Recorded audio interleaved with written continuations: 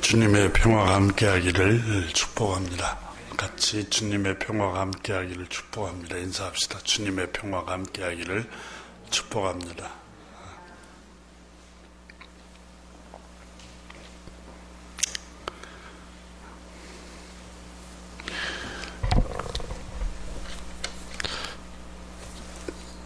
그곳에 행복이 있었다라는 책에 댄 뷰트너라는 분이 세계에서 가장 복지국가로 일컬어지는 덴마크 나라가 왜 행복한 가장 세계적으로 행복한 나라가 되었는가에 대해서 그 책에 적었습니다. 덴마크 인구는 북유럽에 있는데 580만 명 정도 됩니다. 1인당 국민소득이 우리나라의 2배 가까이 되는 6만 달러 가까이가 됩니다. 6만 달러 조금 못 미치지만 소득도 많고 또 굉장히 잘 사는 나라입니다. 그런데 이 덴마크라는 나라가 국민들이 행복하다고 대다수 대답한다고 합니다. 근데 이분이 조사를 해보니까 행복한 이유 중에 가장 큰 이유 중에 이 덴마크 국민들은 안전하다고 느낀답니다. 특별히 평생 의료가 무료랍니다. 평생 의료가 무료고 대학교까지 교육이 무료랍니다. 가난한 사람도 배우려고 하면 누구든지 다 무료로 학비 없이 공부를 할 수 있다고 합니다. 그러니까 금수저만 좋은 대학을 가고 공부를 하고 출세하는 게 아니라 흙수저들도 누구나 다 꿈을 갖고 공부하고 싶으면 무료로 교육을 할 수 있도록 사회적인 법적인 제도를 법률화했답니다. 그리고 우리나라처럼 의사 선생님들이 권위적으로 대하지 않고 의사 선생님들 직접 청진기를 가지고 또 이렇게 왕진을 한답니다. 그러니까 환자들을 병원으로 오게, 물론 수술을 환자들은 와야겠지만 아픈 환자들을 오라 가라 하지 않고 아픈 환자를 찾아가는 그 왕진을 하는 의사 제도를 하고 있다고 합니다. 그리고 수술, 엑스레이 모든 분야는 국가에서 다 국가 재정에서 다 책임을 진다고 합니다. 그러면 도대체 덴마크라는 나라는 얼마나 재정이 많아서 그럴까? 여러분 예산이 많아야 그게 가능하지 않겠습니까? 그래서 연봉이 7만 달러 이상이 되면 수입의 60%를 세금으로 다 낸다고 합니다. 그러니까 1,000만 원을 받으면 600만 원을 세금으로 내는 거예요. 높은 세율로 불평을 국민들이 할 수 있지만 그걸 다 결과를 수용한다고 합니다. 왜냐하면 혜택이 자기 자신이 아니라 자기의 자녀들, 자기의 자손들, 손자들, 친손자가 됐든 외손자가 됐든 여러 친척들에게까지 또 다 혜택이 돌아가기 때문이라고 합니다. 그래서 덴마크라는 나라는 많이 가진 사람, 그렇게 많지가 않고 적게 가진 사람도 그렇게 적지가 않고 빈부격차가 극과 극을 달하지 않고 완화가 된 국가라고 합니다. 국가 예산 절반을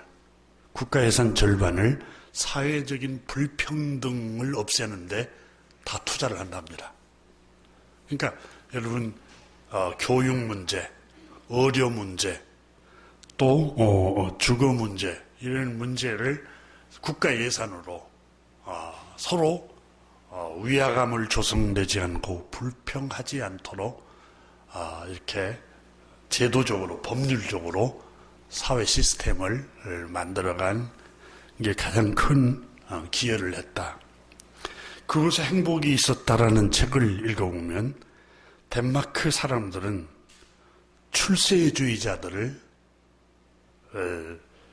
눈살을 찌푸리고 바라본답니다. 자기만 출세하려고 하는 사람들을 좋게 보지를 않는다는 거예요. 우리나라는 출세를 해야 우리를 보고 또 남보다 더 탁월하고 우월해야 그 앞에서 굽신거리고, 그런데 이 덴마크라는 사람들은 출세주의자들을 그렇게 좋은 시선으로 바라보지 않는답니다. 함께 같이 가는 걸 그렇게 좋은 시선으로 바라본다고 합니다. 이분 인터뷰에 이렇게 벤데르 군델라크라는 코펜하겐 덴마크의 사회학자였던 이분이 얘기한 걸 기록했습니다. 출세주의자들에게 눈살을 덴마크 사람들 뿌리죠. 당신이 택시 타면 앞자리에 앉아도 되지만 덴마크에서는 만약에 BMW 새 차를 산다면 덴마크 사람들은 이웃을 경멸하고 이 사람이 무슨 문제가 있는지 의심할 겁니다. 이렇게 가치관이 정말 우리하고는 정말 판이한 가치관을 형성하고 있는 나라입니다. 세계 어느 곳에서든지 사람들 이웃집보다 더 큰 집을 살려고 하고 고급차를 가졌다든지 심지어 더욱 좋은 명품을 소유했다든지 이런 경쟁심을 느끼며 살지만 덴마크에서는 남에게 뒤지지 않으려고 애를 쓸 필요가 없습니다. 이렇게 코펜하겐 대학의 사회학자였던 펜데르 군델라크라는 교수가 한 말을 그 책에 기록을 했습니다. 그래서 세계에서 가장 행복한 나라, 복지국가로 덴마크라는 나라가 성장할 수 있었는데 이 코펜하겐 대학의 사회학자였던 이 펜데르 군델라크 교수는 덴마크가 이렇게 복지국가로 성장할 수 있었던 원인을 인터뷰한 걸 그 책에 적었는데 그는 이렇게 말했습니다. 1864년 이래 그 당시 슐레스비히 홀슈타인이라는 전쟁에서 아마 덴마크하고 독일하고 전쟁이 있었던 것 같아요. 전쟁에서 독일에게 덴마크 영토 25%를 빼앗겼습니다. 덴마크 영토를 25%를 빼앗겼는데 그래서 초강대국의 야망을 덴마크가 추구하려고 하다가 실패하고 말았습니다. 국토의 25%를 영토를 빼앗겼으면 얼마나 큰 충격이었겠습니까? 그래서 그때부터 독일에게 영토를 25%를 빼앗기고 전쟁에서 실패한 후에 덴마크는 변하기 시작했습니다. 그래서 이 책을 읽으면서 실패라는 게 오히려 이렇게 축복을 가져오구나. 세계적인 초강대국의 야망, 영토 전쟁에서 덴마크가 실패한 것이 오히려 오늘날 덴마크를 세계에서 가장 행복한 나라, 복지국가로 만들었다고 했습니다. 외부적인 영토 확장으로 인해 눈에 보이는 영토의 크기로 초강대국의 야망을 포기한 것입니다. 이 교수님은 그렇게 말했습니다. 대신에 덴마크 영토를 빼앗기고 초강대국의 인류의 초강대국의 야망을 포기한 대신에 덴마크는 내부로 눈을 돌리기 시작했습니다. 개인적으로 말하면 내공을 쌓기 시작했다고 말이죠. 그래서 덴마크 사람들은 외부의 영토 확장이라는 야망에서 눈을 돌려 국내로 자기 지금 살고 있는 사회 문제로 눈을 돌리기 시작했다는 겁니다. 그래서 특별히 교육에 올인을 하기 시작했습니다. 그때부터. 이 운동을 앞장섰던 지도자가 있었는데 이분이 그 유명한 니콜라이 그룬투비라는 목사님, 이 목회자가 이 운동을 일으키기 시작했던 겁니다. 그는 모든 사람은 같은 감정을 경험하기 때문에 근본적으로 평등하다고 믿었고, 교육의 이념이 너는 무엇을 할 수 있는가? 능력으로 그 사람의 가치를 판단하고 값을 매기는 게 아니라 삶의 의미 있는 일을 하도록 교육을 초점을 맞추기 시작했다는 겁니다. 그래서 전국의 초등학교, 중학교, 고등학교, 민중학교를 세우기 시작해서 그러니까 그 사람의 가치를 무엇을 할 수 있고 능력이 많으냐에 따라서 그 사람의 가치를 값을 매기는 게 아니라 의미 있는 일을 할 수 있는 모든 사람이 다 각각 다른 재능을 갖고 서로 돕는 평등한 의식을 가지고 이렇게 교육을 열의를 쏟기 시작했던 거라고 인터뷰를 합니다. 그래서 우리나라는 이 덴마크라는 나라는 국민들의 정신 계몽 운동이 그때 불기 시작했습니다. 그래서 국민들의 의식이 개조가 되기 시작했고, 그래서 국민들의 그 의식 수준이 높아지니까 우리가 행복하고 또 평등하게 서로 빈부격차를 줄여서 누구나 다 이렇게 잘 살고 행복할 수 있는 제도적인 법을 만들기 시작했습니다. 그래서 오늘날 국민들의 의식 전환으로 인해서 사회적인 불평등 문제를 법률로 복지국가를 만드는 법률을 만들어내기 시작했다는 겁니다.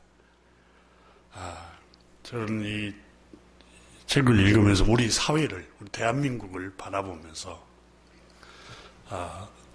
우리 대한민국은 여러분 법률을 만들려고 해도 첫째는 국민의식이 높지가 않습니다. 신문이나 방송이나 보도를 하면은 전체 다 그런 줄 알고 그걸 따라가 버립니다.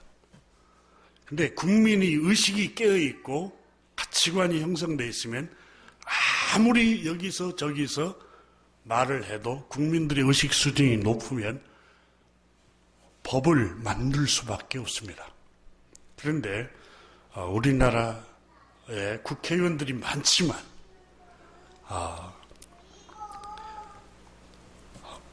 누구나 다 빈부격차가 줄여지고 누구나 다 금수저가 아니어도 누구나 다 공부하고 싶으면 공부할 수 있고, 또 돈이 많지 않아도 몸이 아프면 누구나 다 치료를 받을 수 있고, 여러분 인간의 기본 욕구란 게 있잖아요. 기본 욕구.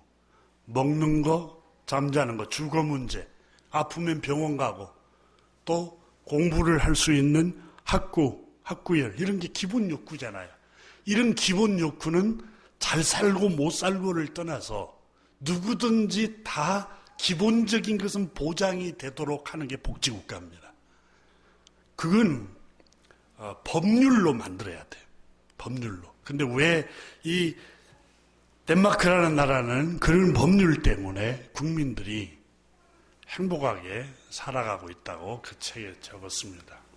그럼 왜 우리나라는 그게 불가능하냐? 특권을 포기하려고 하지 않습니다. 여러분, 음주운전, 법을 굉장히 무섭게 강화시키면 음주운전이 쉽게 못합니다. 그런데 권력층에 있는 사람들이 음주운전을 하는 경우들이 허다합니다.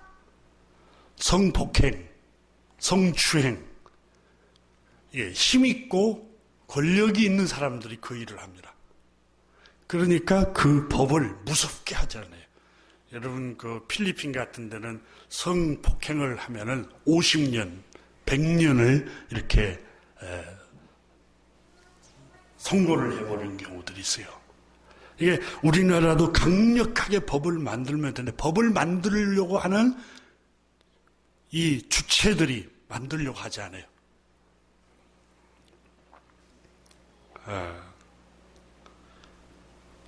이 덴마크라는 나라가 강대국이 될 수밖에 없고, 또 국가로 행복한 국가가 될 수 있었던 것은 법률로 사회 복지를 강화시켰다고 합니다. 우리나라도 입법부에서 법을 만들어야 되는데, 법을 못 만들도록 권력이 있고 가진 언론이 계속 부추기고, 법을 만들지 못하도록 로비를 해갑니다. 그러니까 이 문제를 어떻게 해결하냐? 국민들이 성장해 가야 돼. 국민들이 법률을 지키면 행복하고 또 복지가 이루어질 수 있고, 누구나 다 안전하게 살아갈 수 있는 그런 나라가 오도록 우리는 기도해야 합니다. 오늘 우리가 읽은 말씀은 하나님의 법을 지키라는 거예요. 법을 지키면 행복하다는 거예요. 법을. 여러분, 모세가 십계명을 하나님께 받았잖아요. 그 법입니다. 법. 그걸 율법이라고 해요. 율법. 법을 지킬 때 행복해진다는 거예요. 법을 지킬 때. 그런데 서민들만 법을 지키고 힘있고 권력 있는 사람들은 법을 지키지 않아도 다 피해가고, 이게 오늘 우리 사회의 모습인데, 그걸 못하도록 강력한 법을 만들도록 의식개혁을 할 수 있는 게, 의식 수준이 올라와야 되는 게 국민들이에요. 오늘 성경은 하나님께서 우리에게 법을 지키라, 하나님께서 우리에게 명령하신 법을 지키면 행복해질 수 있다, 그렇게 말씀을 하고 있습니다. 지난 시간에 우리는 신명기 12장 28절 말씀을 살폈습니다. 12장 28절에서도 하나님께서 말씀하시기를, 내가 내게 명하는 이 모든 말을 너는 듣고 지키라. 법을 지키라는, 하나님의 말씀, 하나님의 율법을 지키라. 내 하나님 여호와의 목전에 선과 의를 행하면 너와 내 후손에게 영구히 복이 있으리라. 선과 의를 행한다는 말은 하나님의 법, 하나님의 율법이 선이요, 하나님의 율법이 의입니다. 그런데 오늘 우리가 읽은 신명기서 6장에서도 하나님께서 똑같은 말씀을 또 하십니다. 18절을 보시면 여호와께서 보시기에 정직하고 선량한 일을 행하라. 그리하면 내가 복을 받고. 근데 이 하나님 보시기에 정직하고 선한 일을 행하면 너를 복을 주겠다, 하나님께서. 그런데 이 하나님 보시기에 정직하고 선한 일이 뭐냐? 1절부터 17절 말씀입니다. 그걸 요약해서 하나님 보시기에 정직하고 선한 일을 이렇게 표현했습니다. 그러면 1절부터서 17절까지의 중심 내용이 뭐냐? 하나님의 율법을, 하나님의 계명, 하나님의 명령을 지키라는 거예요. 그러면 너희가 행복해질 것이다. 하나님께서 복을 주실 것이다. 이렇게 말씀을 하고 있습니다.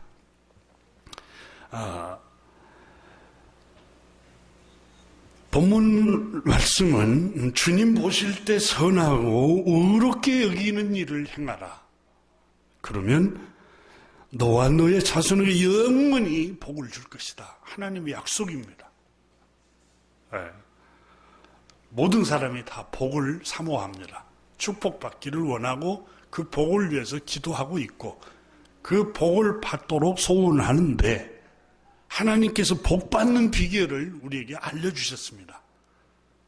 그런데 거기에는 관심이 없다면 어떻게 복을 받을 수 있겠습니까? 하나님께서 보시기에 선하고 의롭게 여기는 일을 행하라. 오늘 본문이 말씀을 하고 있습니다.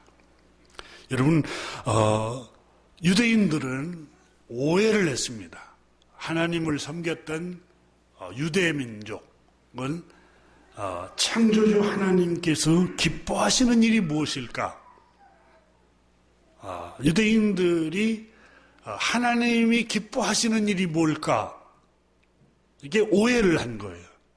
이 사람들은 종교적으로 열심만 내면 기뻐할 줄로 안 거예요. 그래서 종교적인 열심이 얼마나 대단했는가 모릅니다. 근데 그 사람들이, 대표적인 사람들이 바리새파 사람들, 율법학자들, 또 교회 안에 장로들, 대제사장들, 그 당시의 목회자들. 근데 예수님이 오셔서 이 사람들을 향해서 마태복음 23장에 보면은 독사의 새끼들아, 이렇게 하나님 주님께서 심판하셨습니다. 그들이 가장 종교적으로 열심을 했는데 왜 하나님이 복을 주시지 않았을까? 하나님 보시기에 선하고 의로운 일을 행하지 않고 자기들 생각에 하나님을 위한 선한 일, 자기들 생각에 하나님을 위한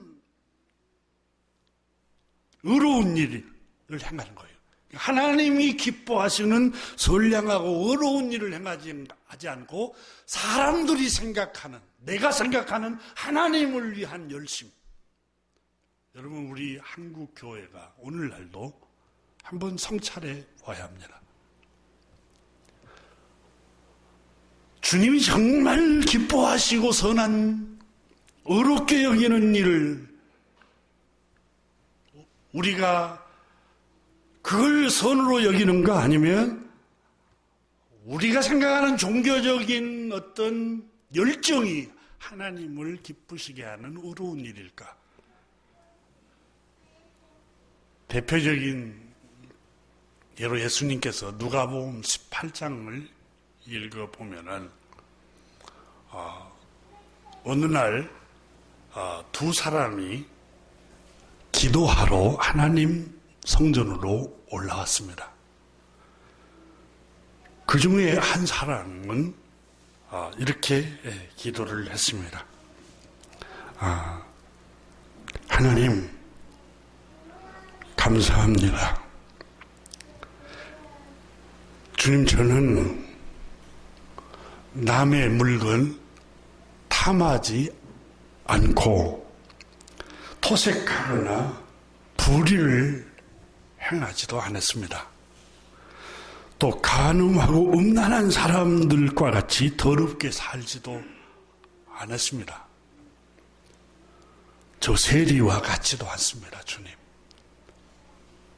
주님, 나는 주님을 위해서 얼마나 열심을 냈는지요. 1회에 2번씩 이틀은 금식 기도를 하나님께 꼬박꼬박 했습니다. 7일 중에 2일은 금식을 하나님께 드린 사람입니다. 주님 아시죠? 내 모든 소득의 10분의 1을 온전히 나는 드렸습니다. 이렇게 하나님께 기도를 올리고 있었습니다. 그리고 또 한 사람은 성전의 입구에 문 앞에 들어오지도 못하고 멀찍이 서서 감히 하늘을 우러러 보지도 못하면서 주님, 나는 죄인입니다. 나는 금식 기도도 잘 못했습니다. 물론 거기에는 기록이 되고 있지 않아요. 주님, 나는 죄인입니다. 너무 죄가 커서 하늘을 우러러 보지 못하고 주님 자비를 베풀어 주십시오 라고 기도를 드렸습니다. 이 기도를 다 얘기를 하고 예수님께서 제자들에게 이 두 사람 중에 누가 하나님께서 의롭게 여겼겠느냐라고 물었습니다. 여러분, 세리는 자기 유대 백성들에게 세금을 걷어가지고 로마 정부에게 바친 사람들이고, 여기 한 사람은, 바리새파 사람은 금식을 이틀씩 하고 온전한 11조를 드리고 토색하지 않고 음란하지도 않고 살았던 사람인데 누구를 하나님이 기도를 들었겠느냐? 주님께서 저 세리를 하나님께서 의롭게 여기셨단다. 이렇게 말씀을 하시자 유대인들에게는 너무너무 충격적인 말씀이었습니다. 유대인들이 그래서 예수를 미워하는 이유 중에 하나가 원인이 될 수도 있었습니다. 종교적 하나님의 뜻을 하나님이 의롭게 여기시는 일이라고 생각했던 유대인들은 하나님이 의롭게 여기시지 않았다는 걸 예수님께서 말씀하신 거예요. 여러분이 우리가 주님을 위해서 주님의 이름으로 열심을 냈는데 그게 하나님과 상관이 없습니다라고 한다면 얼마나 화가 나겠습니까? 예수님께서 그렇게 말씀을 하시면서 무릇 자기를 높이는 자는 낮아지고 자기를 낮추는 자는 하나님이 선하게 여기신다. 높아지리라 의롭게 여기신다. 이렇게 이야기를 하면서 하나님이 의롭게 여기시는 것은 아무리 종교적으로 열심을 내고 금식을 해도 그게 공로가 되고 의롭게 생각하고 스스로 그걸 하나님께서는 기뻐하시지 않으신다. 유대인들은 하나님이 의롭게 여기시고 선하게 여기시는 걸 오해를 한 겁니다. 그러면 여러분 우리도 마찬가지입니다. 한국교회도 마찬가지입니다. 하나님이 선하게 여기고 의롭게 여기는 일이 무엇인가? 한번 성찰해보고 돌아봐야 됩니다.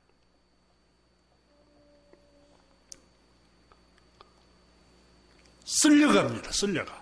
위 쓸려가고 사람들이 다 그쪽으로 쏠려가고 그쪽으로 다 유행하면 그게 의롭게 여긴 일이라고 생각합니다. 그렇지가 않습니다. 하나님이 선하게 여기시고 의롭게 여기시는 것은 당시 유대인들이 전체 대부분 생각하는 방향과는 반대였습니다.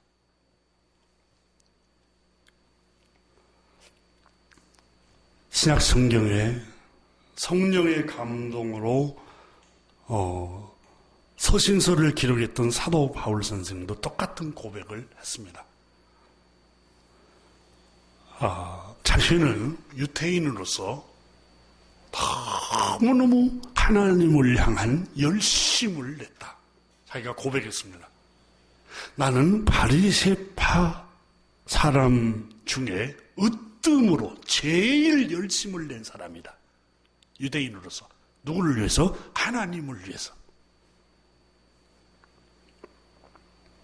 하나님을 위해서 하나님 일이라면 앞장을 서고 하나님 일이라면 금식을 하고 절야도 하고 하나님 일이라면은 어떤 희생도 가리지 않고 열심을 냈다. 이렇게 고백을 했었습니다.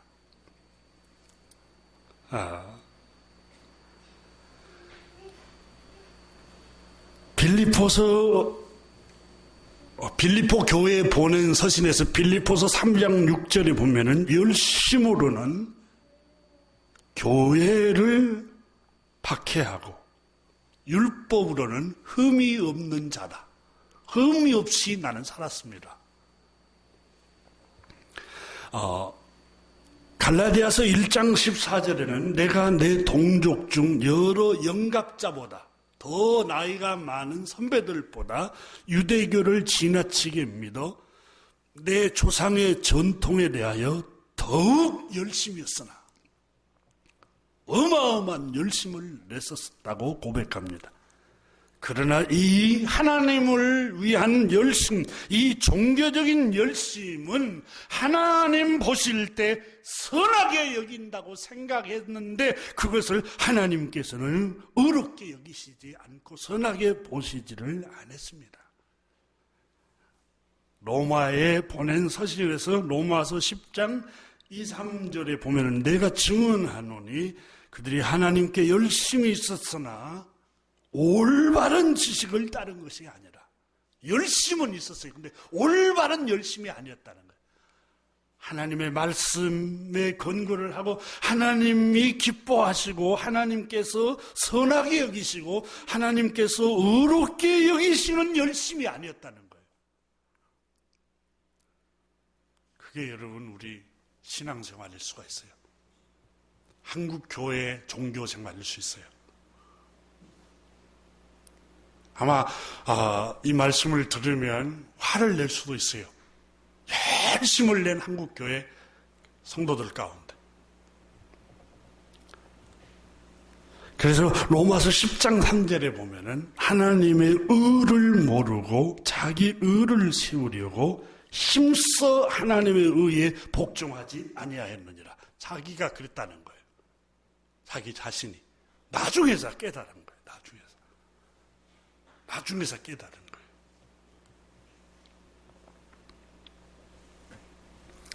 저는 성경을 잘못 이해하고 있는 극단적인 선교 단체에 관해서 들은 적이 있습니다. 한국 우리 텔레비전에도 뉴스로 몇 년 전에 보도를 했습니다.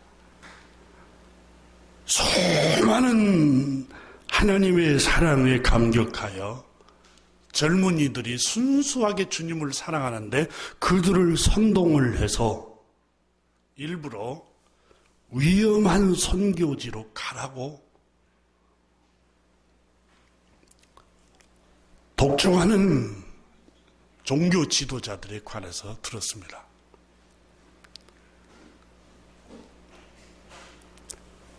저는 선교사님들에 관해서는 존경심을 표합니다.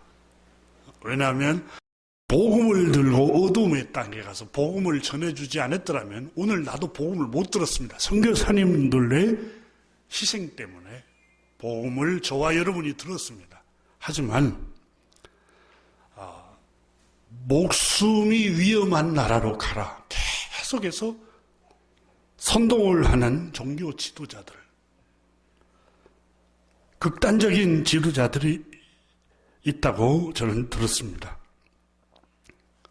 성경을 잘못 이해를 하고 있는 사람들입니다.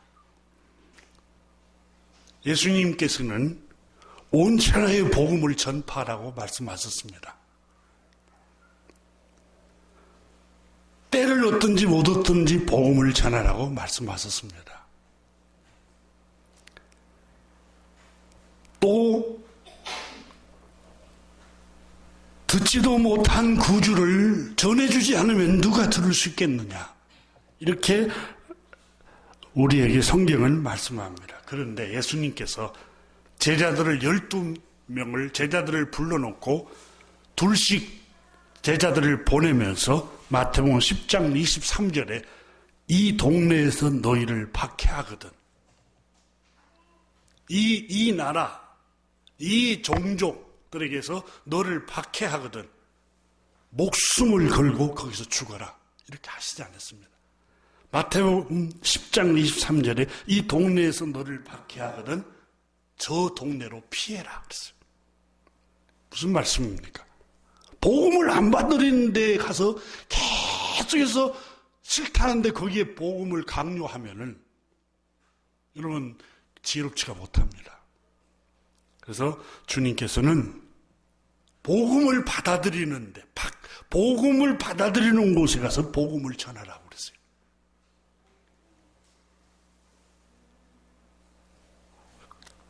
이슬람을 믿는 나라에 가서 들어가라, 선교를 거기 가서 해서 거기서 목숨을 걸고 죽으라고 계속해서 선교 단체에서 강요하는 단체가 있다고 들었습니다. 젊은 주님 사랑에 순수하게 감격해서 그 사랑에 감격해서 잘못 이해를 해서 거기에 들어가서 위험에 직면한 사람들이 있을 수 있습니다. 그러나 주님께서는 이 동네에서 박해하면 다른 동네에 가서 다른 민족, 종족들이 가서 복음을 전하라고 가르쳤습니다.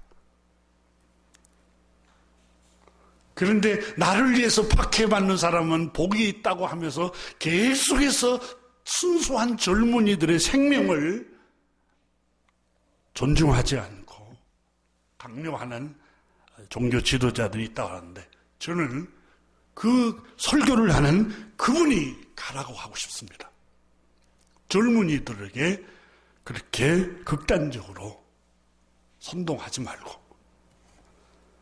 주님께서는 마태복음 5장에 너희는 세상의 소금이니 소금이 만일 그 맛을 잃으면 무엇으로 짜게 하리요?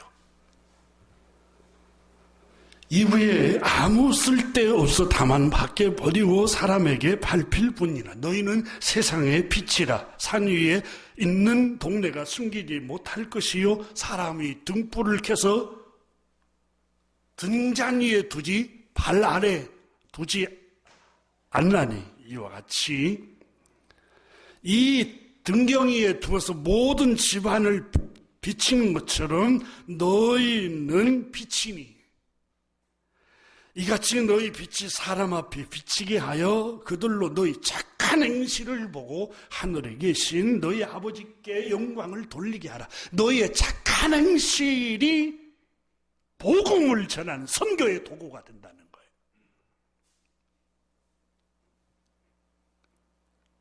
우리는 저처럼 목회자가 되고 전문직 선교사가 되는 것만 선교사라고 생각하는데 예수님은 그렇게 가르치지 않았습니다. 물론 둘씩 제자들을 보내기도 했지만 주님께서 마태복음 5장에 보면은 우리 모두는 세상에 빛, 복음을 비추는 빛이요 주님의 사랑을 나타내는 선교의 빛입니다.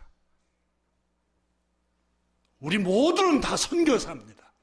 어느 특정인만 목회자고 특정인만 선교사가 아니라 주님을 구주로 믿고 주님 사랑을 경험한 모든 사람들은 이 세상에 주님의 사랑을 전하는 선교사들입니다. 주님은 말씀하셨습니다. 너희가 살고 있는 그 가정, 직장, 그 사회에서 빛을 비추라.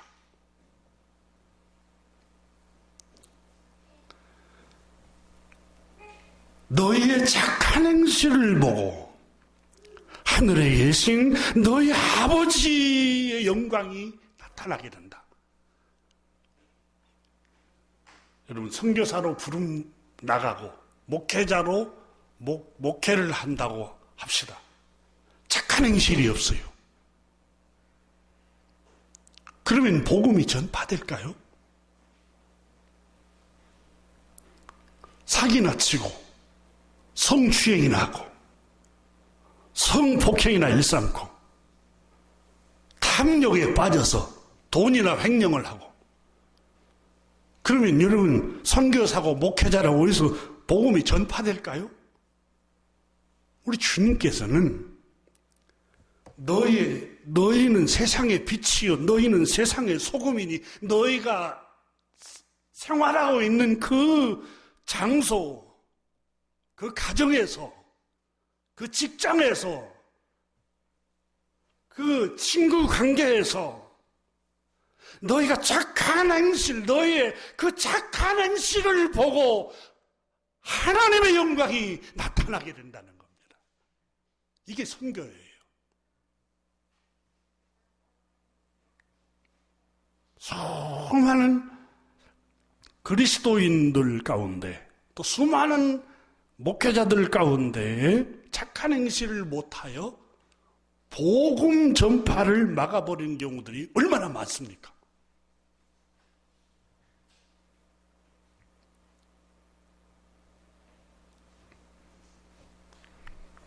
내가 서 있는 그곳에서 착한 행실을 하는 겁니다. 그것이 그리스도를 전하는 겁니다.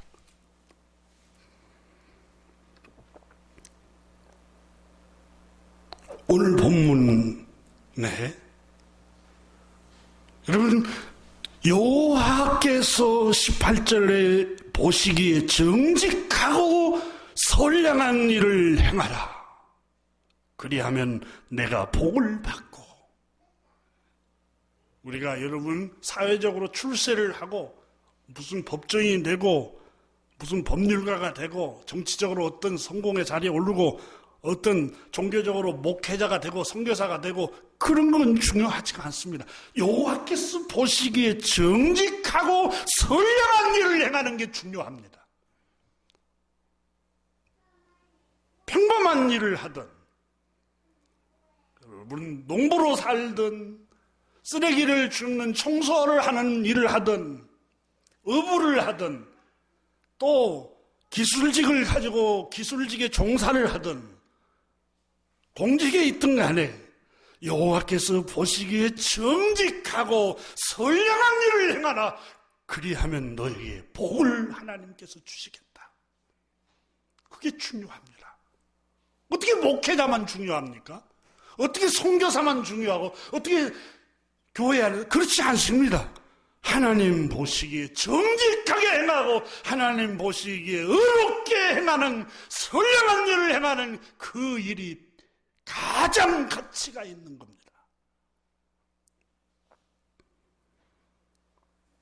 오늘 본문은 하나님 보시기에 정직하고 선량한 일을 행하라고 모세를 통해서 계속해서 하나님께서 말씀을 하십니다.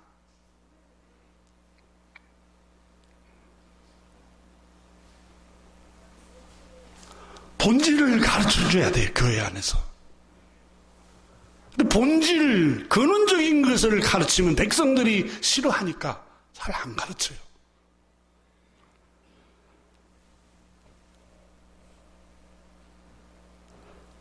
여러분 18절 말씀을, 본문 말씀 다시 한번 봅니다. 시작. 여호와께서 보시기에 정직하고 선량한 일을 행하라. 그리하면 내가 복을 받고. 할렐루야. 복을 받을 수 있는 게 하나님 보시기에 정직하고 선량한 일을 행하라는 거예요. 우리가 생각할 때에 종교적으로 열심을 낸 선량하고 의로운 일이 아니라 하나님 보실 때에 정직하고 선량한 일을 행하라. 그런데 그리하면 내가 복을 받고. 그렇습니다. 복은 하나님이 주셔야 받을 수 있습니다. 먼저 그 부분을 잠깐 나누죠. 내가 욕심을 낸다고 얻어집니까? 얻어지지 않습니다. 그렇죠? 내가 그 욕심을 내요. 거기에 대해 욕망을 품는다고 그게 얻어집니까? 얻어지지 않아요. 오히려 얻어지지 않으면 화만 나고 분노만 일어납니다. 초조하기만 합니다. 하나님께서 복을 주셔야 됩니다. 여러분 야고보서 4장을 잠깐 열어보십시오. 신약성경에 아주 놀라운 하나님의 말씀을 4장에서 우리에게 교훈하고 있는 말씀을 봅니다. 4장에 1절, 2절 한번 읽습니다. 너희 중에 싸움이 어디로부터 다툼이 어디로부터 나느냐? 너희 지체 중에서 싸우는 정욕으로부터 나는 것이 아니냐? 욕심에서 나는 거 아니냐? 자, 1절에 보죠. 너희 중에 싸움이 어디에서 일어나느냐? 갈등이 어디에서 일어나느냐? 싸움은 갈등을 말합니다. 갈등이 너의 마음속에 갈등이 왜 일어나느냐? 다툼이 왜 일어나느냐? 어디서 출발하느냐? 너희 지체, 너희 다른 사람 때문이 아니라 너희 지체, 너희 몸속에서 일어나는 현상 아니냐? 1절에서 말씀하시고 있어요. 너희 지체 중에서 싸우는 정욕으로부터, 너의 욕심으로부터, 정욕은 욕심입니다. 너희 욕심으로부터 나는 거 아니냐? 왜 다른 사람에게 화를 내고, 왜 다른 걸 붙들고 분노하고, 결국은 너의 지체 중에서, 너의 정욕, 너의 욕심에서 모든 갈등과 번민과 싸움이 일어나는 거 아니냐? 분노가 일어나고 2절 읽습니다. 너희는 욕심을 내어도 얻지 못하여 살인하며. 얻지 못하면 분을 못 이겨서 미워하고, 내가 저 사람 때문에 못 얻었어, 내가 저 환경 때문에 못 가졌어, 내가 저 사람 없었으면 저걸 내가 가질 수 있었는데, 이렇게 시기하고 미워하고 살인을 하게 되고, 무엇이 욕심을 내어도, 자, 시기하여도 능히 취하지 못함으로 다투고 싸우는도다. 너희가 얻지 못하는 것은 구하지 아니하기 때문이요. 아멘. 자, 그 다음에 보세요. 너희가 얻지 못한, 욕심을 내고 정욕을 낸다고 얻어지는 게 아니라, 얻지 못하는 것은 구하지 아니하기 때문이요. 이해를 잘못하면 안 됩니다. 기도를 안 해서 못 얻었구나, 그런 의미가 아니에요. 구하지 않아서 얻지 못한다는 말은 누가 주는 자가 있다는 거죠. 주는 자가. 주는 분이 누굽니까? 자, 구하여도 받지 못하면 정욕으로 쓰려고 잘못 구하기 때문이라. 우리가 기도를 해서 얻으려고 하지만 하나님이 주시지 않는다는 거예요. 그러면 도대체 뭐가 잘못됐느냐? 4절에 보면은 간음한 여자들아, 간음한 여인으로 빗대었어요. 비유를. 욕심과 정욕의 분에 못 이긴 사람을 영적인 음란한 사람으로 비유를 한 거예요. 그리고 모르세요. 세상과 벗된 것이 하나님과 원수됨을 알지 못하느냐. 그러니까 하나님께서 주시지 않는 거예요. 왜요? 구하여도 안 주는 거예요. 왜요? 하나님께서. 그래서 하나님께서 계속해서 이어집니다. 6절에 더욱 큰 은혜를 하나님은 주시나니 하나님이 교만한 자를 물리치시고, 이 말씀은 이어집니다. 1절부터. 결국은 얻지 못하는 이유가 교만 때문이구나. 하나님은 교만한 걸 싫어하시구나. 그리고 겸손한 자에게 은혜를 주시느니라. 그리고 하나님께 복종하라 하고, 말씀에 복종하라고 그 다음 절에 나옵니다. 자, 교우 여러분, 축복은 하나님께서 주셔야 됩니다. 욕심을 낸다고 얻어지는 게 아니에요. 내가 욕심이 많다고 해서 얻어지는 게 아니고, 또 그걸 정욕을 품고 싸우고 시기하고 경쟁한다고 얻어지는 게 아니에요. 하나님께서 은혜를 주셔야 합니다. 사무엘상 2장에도 기도의 사람 한나의 입을 통해서 하나님께서 성령의 감동을 주셔서 이렇게 고백했습니다. 여호와는 6절에 죽이기도 하시고 살리기도 하시며 낮추기도 하시고 높이기도 하십니다. 여호와는 가난하게도 하시고 부하게도 하십니다. 잠언 16장 9절에는 사람이 마음으로 자기 길을 계획할지라도 그의 걸음을 인도하시는 이는 여호와시니라. 26장 잠언 26절에 주권자에게 은혜를 구하는 자가 많으나 사람 일의 작정은 여호와께로 말미암느니라. 하나님이 복을 주셔야 돼요. 욕심을 낸다고 되는 게 아니에요.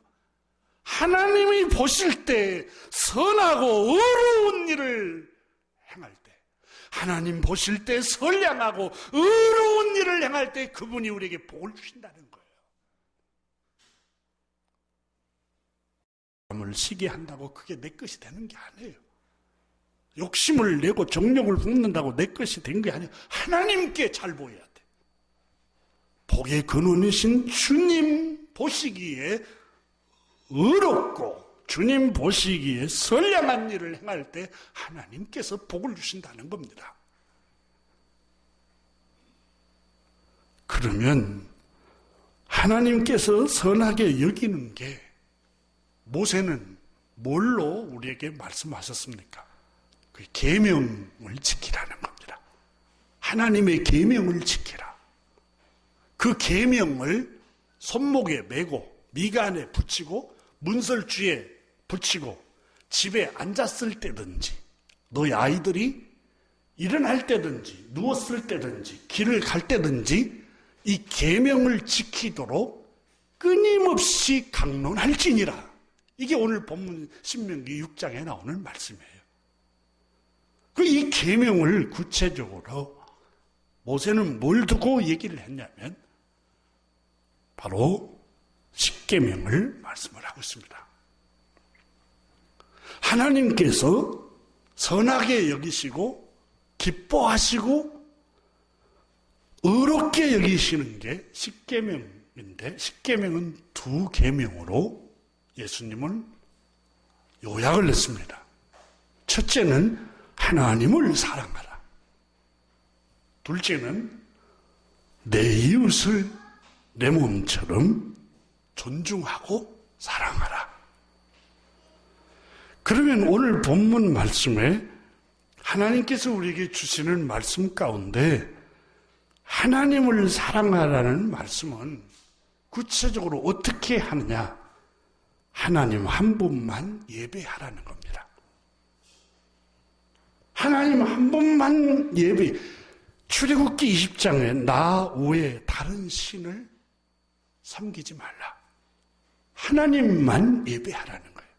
하나님이 창조주 하나님께서 가장 우리에게 선하게 여기시고 기뻐하시고 즐거워하시고 의롭게 여기시는 일이 뭐냐? 하나님을 예배하라는 거예요. 이게 첫 번째 하나님이 기뻐하시는 선량한 일이에요. 그리고 창조주 하나님을 예배하는 백성들에게는 하나님께서 복을 주시겠다는 거예요. 이것이 오늘 본문에서 모세가 강조하고 있는 말씀입니다.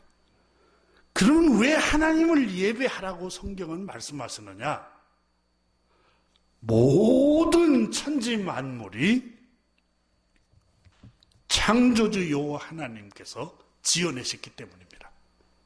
그러니까 창조주 하나님이 세상을 만드셨고 우리를 만드셨고 창세기 1장 1절에 태초에 하나님이 천지를 창조하십니다. 그분이 없이는 우주와 하늘과 땅과 모든 생물, 우리도 없어요. 그분이 없습니다. 그 창조주 하나님께서 만드셨기 때문에 오늘 내가 있고 생물들이 있고 우리가 살아갈 수 있는 모든 생물들이 이 세상에 있는 겁니다. 그러니까 모든 근원이 창조주 하나님, 그분이 있었기 때문에 오늘 내가 있는 거예요. 그래서 오늘 성경에는 하나님을 사랑하고 하나님을 예배하라는 거예요. 우리가 예배하러 와서 이렇게 예배하는 뜻이 무슨 의미입니까? 하나님, 당신은 우리의 주인입니다. 그 고백입니다. 예배가. 당신이 없으면 나는 호흡도 생명도 없습니다. 오늘 내가 있는 것은 당신의 은혜입니다. 하나님의 은혜입니다. 그래서 저는 하나님 앞에 절하러 왔습니다. 하나님 앞에 경배하러 왔습니다. 하나님 앞에 예배하러 올라왔습니다. 이게 예배의 본래 의미예요.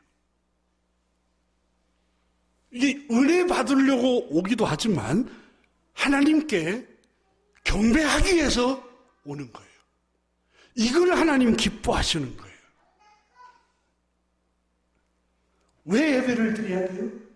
그분이 천지 만물을 창조하셨고 우리를 지으셨고 그분이 모든 만물을 주관하시기 때문에 그렇습니다. 이사야 역대상 29장에 다윗이 온 회중 앞에서 여호와를 송축하여 이르되 우리 조상 이스라엘의 하나님 여호와여 주는 영원부터 영원까지 송축을 받으시옵소서. 왜냐하면 주님은 천지에 있는 것이 다 주님의 것이기 때문입니다. 주권도 주님께로 속하였고 만물의 머리시요 보와 귀가 주님께로부터 말미암고 주는 만물의 줄제가 되사 손에 권세와 능력이 있사오니 모든 사람을 크게 하심과 강하게 하심이 주의 손에 다 있습니다. 그러므로 주께 감사하오며 주의 영화로운 이름을 경배하나이다. 그랬어요. 하나님이 기뻐하시는 첫 번째 선량하게 여기시고 의롭게 여기시는 게 예배입니다. 기도하겠습니다.